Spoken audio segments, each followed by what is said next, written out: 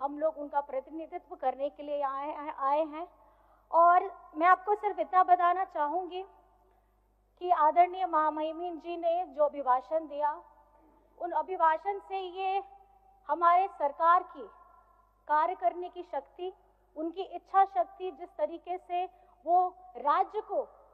अपनी सरकार से और अपने योजनाओं के तहत उनको अपनी जिम्मेदारी निभा करके उनको खुशहाली देने का काम करने वाली है, यही अभिभाषण में लिखा गया है, जिसका हम अपनी तरफ से बहुत बहुत धन्यवाद करते हैं। क्योंकि अगर आप देखेंगे, जब ये चुनाव हुआ, मतदान के बाद सरकार गठित होती है और सरकार गठित होने के बाद लोग यही जानना चाहते हैं कि ये सरकार करना क्या चाहती है। मैं बस इतना बताना चाहती हूँ, क्योंकि ये सरकार अबुआ सरकार है। अबुआ सरकार मतलब अपनों की सरकार। और जो वादे हमारे गठबंधन के साथियों ने वहां जाकर के अपने लोगों के बीच में कही है, हम ये बताना चाहते हैं कि ये अबुआ सरकार झारखंड को समर्पित है और अपने किए गए हर एक वादे को वो धरातल पे लाने के लिए प्रतिबद्ध है। और जो एक एक शब्द लिखे गए हैं उनको हम इस आगामी 5 वर्षों में धरातल में उतारेंगे, ये हम बताना चाहते हैं। आज जब जनादेश मिला है, जनादेश महागठबंधन को मिला है, और जब इस जनादेश से यही पता चलता है माननीय महोदय जी कि पिछले 5 वर्ष की जो सरकार है, 5 वर्ष में अगर आप देख लीजिए तो 2 वर्ष कोविड में गए, 3 वर्ष हाथ में थे और 3 वर्ष में 5 महीने आदरणीय हमारे राज्य के मुख्यमंत्री हेमंत सोरेन जी जेल के अंदर थे। आज आपके समक्ष में जितने भी काम हुए हैं वो कुछ वर्षों के ही काम हैं, जिन्हें गिनाते हुए अगर मैं आपको कहूं तो हमारी झारखंड की मैया सम्मान योजना हो, बिरसा हरित ग्राम योजना हो, हमारी हरा राशन कार्ड हो, अबुआ आवास हो और युवाओं के लिए रोजगार सृजन योजना हो, ऐसी क्रांतिकारी योजनाएं हम धरातल में लेकर आए हैं। और इसका सीधा लाभ, बिजली बिल, ये कहना मैं कैसे भूल सकती हूँ कि जब ये झारखंड की सरकार के ऊपर में जब इतना भार पड़ता है, और मैंने अपने मंचों से भी ये बार बार कहा है कि केंद्र सरकार योजनाएं बनाती है, लेकिन उनको लिए हमारे राज्य के गरीब गुरबा, उन लोगों की चिंता वो तनिक भी नहीं करती है। और जब बिजली के बिल आते हैं, इस महंगाई के दौर में जब हमारा खाना पीना, रोटी कपड़ा, हर चीज महंगा हो गया है, और उसमें जब लंबे लंबे बिजली बिल आती हैं, उसका भुगतान करना भी मुश्किल हो जाता है। और राज्य में आज बिजली बिल की माफी की योजना दी गई है, हमारे किसानों को 2-2 लाख का ऋण माफ किया गया है। ये संवेदनशील सरकार है, ये महागठबंधन की सरकार है जो राज्य के लोगों के लिए काम करना चाहती है और उनके दुखों में उनके साथ हमेशा खड़े रहना चाहती है। आदरणीय महोदय, ये झारखंड है, अभी हाल ही में हम लोगों ने 24 वर्ष पूरे किए हैं। इस युवा झारखंड में, इस राज्य के गठन के समय में झारखंड मुक्ति मोर्चा की एक अपनी पहचान रही है। हमारे अगुआ साथियों के साथ संघर्ष करते हुए आज हम लोग अपने झारखंड को, अपने गर्व से हम झारखंडी कहते हैं। मैं ये बताना चाहती हूँ, इस राज्य में जब किसी ने भी इस राज्य का नाम भी नहीं सोचा था, ये उपज है झारखंड मुक्ति मोर्चा की। और आज आदरणीय दिशमगुरु शिबू सोरेन जी के नेतृत्व में हम एक झारखंड बनाने का सपना भी पूरा किए हैं। और आज झारखंड में महागठबंधन की सरकार के 5 साल पूरे होने के बाद ये झारखंड में पहली बार है कि दोबारा महागठबंधन की सरकार आई है, क्योंकि ये राज्य की अगुआ सरकार है। और जो सपना दिशमगुरु शिबू सोरेन जी ने देखा है, सोना झारखंड का सपना, वो आज हमारे नेता आदरणीय हेमंत सोरेन जी के नेतृत्व में हम ये सपना को पूरा करने जा रहे हैं। चाहे वो शिक्षा का क्षेत्र हो, रोजगार का क्षेत्र हो, हमारे उद्योग हो, हमारे बहनों का मान सम्मान हो, या हमारे पर्यटन का बात हो। आज झारखंड में अगर आप घूमना चाहते हैं, मैं बताना चाहूंगी कि पर्यटन के लिए बहुत सारे काम करने की जरूरत है। जब आप लोग भी कहीं बाहर जाते होंगे, आप भी देखते होंगे, आपको दिखाया जाता है कि देखिए ये यहाँ पे बड़े बड़े वाटरफॉल हैं, लेकिन आप कहीं ना कहीं खुद जानते हैं कि झारखंड में, और खास करके अगर आप रांची में देखेंगे तो रांची के अगल बगल इतना मनोरम दृश्य है देखने के लिए, जिसको हमें संजोने की जरूरत है और खास करके साफ सफाई का ध्यान रखने की जरूरत है। मैं ये सिर्फ इतना कहना चाहूंगी कि आज ये जो जीत हमें मिली है, जनादेश मिला है आदरणीय महोदय, इसके खास करके दो कारण हैं। पहला कारण है हमारी जनता का बीजेपी के ऊपर में गुस्सा इसलिए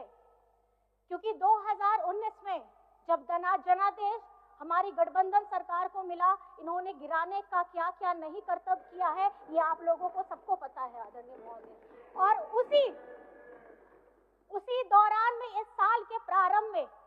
हमारे राज्य के मुख्यमंत्री को जेल में डालने का काम किया है, और षड्यंत्र के तहत में किया है, क्योंकि एक आदिवासी नेता इनसे सहा नहीं जाता है।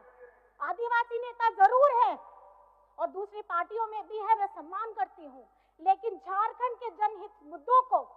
अब उनकी बातों को, उनके ज्वलंत मुद्दों को अगर गंभीरता के साथ, मजबूती के साथ उठाया है तो आदरणीय हेमंत सोरेन जी ने उठाया है, और जिसका खामियाजा ये हुआ है कि इस साल उनको जेल में भी डाला गया। और ये जनादेश झारखंड की आदिवासी मूलवासियों ने दिया है, और ये जनादेश इसलिए दिया है क्योंकि हर तकलीफ झेलते हुए इस महागठबंधन सरकार ने हमारे राज्य के विकास के लिए काम किया है, और आगे करने का उन्होंने ये बुनियादी विश्वास जताया है कि यही वो सरकार है जो इनके जन मुद्दों को बड़ी गंभीरता के साथ सदन में उठा भी सकती है, और तुरंत अगर कोई योजना आई है तो उस योजना को लागू भी कर सकती है। मैं आप सभी से बस इतना कहना चाहूंगी, क्योंकि जनादेश मिली है, बड़ी जनादेश है, तो जिम्मेदारी भी बहुत बड़ी है, और जिम्मेदारी ये बड़ी है कि किस तरीके से हम अपनी जनता की आशाओं का, उनके सपनों को हम पूरा करेंगे, क्योंकि देखते ही देखते 5 वर्ष कैसे पिछला वाला बीत गया है आप सभी जानते हैं, उसी तरीके से 5 वर्ष फिर बीत जाएगा। बस मैं ये कहना चाहूंगी, जिस तरीके से हम लोग अपने सब एक वादों को, अपने सब एक शब्द को जब कहीं पे बोलते हैं, कहीं पे कहते हैं, हमें ये अपने अंदर में संकल्पित करना होगा कि हम उन हर एक शब्दों को जीवित कैसे करें। अपने क्षेत्र की बात हो, अपने राज्य की बात हो, और आज झारखंड में अगर मैं कहना चाहूंगी कि हमारे झारखंड के साथ इस संघीय ढांचे में भरपूर मेरा विश्वास है, और इस विश्वास के साथ मैं बस ये कहना चाहूंगी, ये देश में हमारे राज्य के मजदूरों का सबसे कम न्यूनतम है दर जो उन्हें मिलता है, ये झारखंड को मिलता है। और खास कर सर मुझे बस थोड़ा सा वक्त दीजिएगा, मैं ज्यादा नहीं कुछ बोलना चाहूंगी। और जब प्रधानमंत्री आवास की बात आती है, उसमें भी जब आवंटन होता है तो हमारे झारखंड को सबसे नीचे रखा जाता है। जब खेलो इंडिया की हमारी बात आती है तो उसमें जो सबसे कम पैसा होता है वो झारखंड को मिलता है। तो ये संघीय ढांचा है जिसमें मेरा पूरा जोर होगा कि हमारी केंद्र सरकार उसी तरीके से झारखंड को देखे, जिस तरीके से गुजरात को देखती है, जिस तरीके से महाराष्ट्र को देखती है, जिस तरीके से छत्तीसगढ़ को देखती है। झारखंड गरीब नहीं है, झारखंड को गरीब बनाया जा रहा है। और मेरा सभी से निवेदन ये रहेगा कि आप पार्टी से बढ़ करके, उठ करके झारखंड के मुद्दों पर अपनी आवाज को बुलंद करेंगे, चाहे आप किसी भी दल से क्यों ना हो। और अंत में सर ये मैं कहना चाहूंगी, बातें बहुत सारी भी है, हमारा राज्य का बकाया 1,36,000 करोड़ हो, हमारे पिछड़ों का 27% का आरक्षण हो, हमारा सरना आदिवासी धर्म कोड हो, हमारा खतियान आधारित स्थानीय नीति हो, हमारी हो भाषा, कुड़ुक भाषा, हमारी जितनी भी जनजातीय भाषा है उन सभी को हमको पहचान देनी है। और उसके साथ में